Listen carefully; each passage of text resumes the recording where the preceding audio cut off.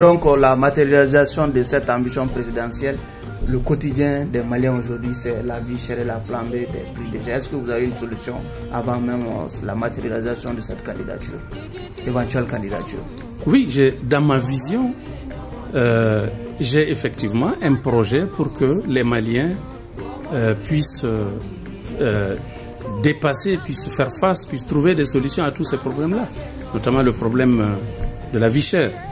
Par exemple, je me propose, et ça c'est important dans mon programme, par exemple, en un premier temps, parce que c'est 3 phases, en un premier temps, en urgence, je me proposerai de supprimer toutes les taxes et tous les tarifs, tous les frais douaniers sur l'importation des denrées alimentaires, entièrement, à 100%.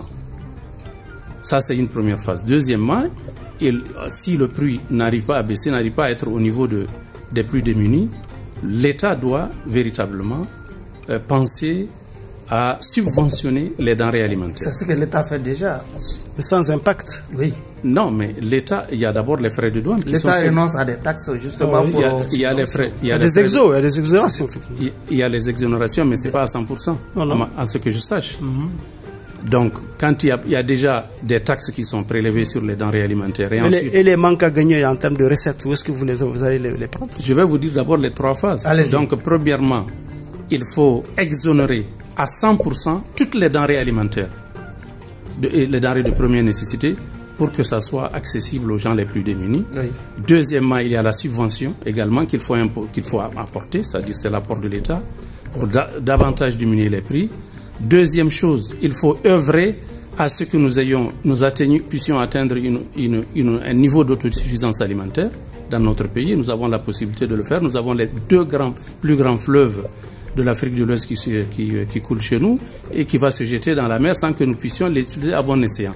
Je me propose donc d'exploiter entre 10 à 15 millions d'hectares au service de l'agriculture. M. Diallo, comment maîtriser les prix dans un marché à outrance libérale? Non, je vais venir.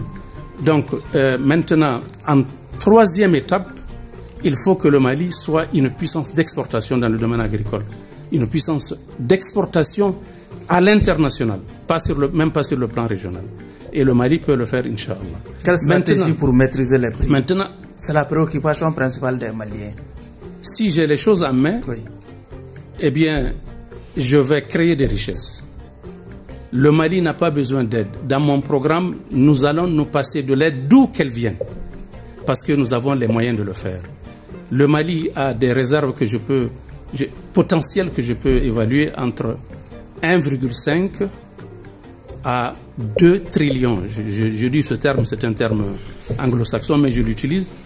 1,5 à 2 trillions de dollars potentiellement de ressources que nous avons, qui dorment sous nos pieds depuis l'indépendance jusqu'à présent. Les différents gouvernements qui sont succédés ne sont pas arrivés à les exploiter et à les extraire de la convoitise étrangère.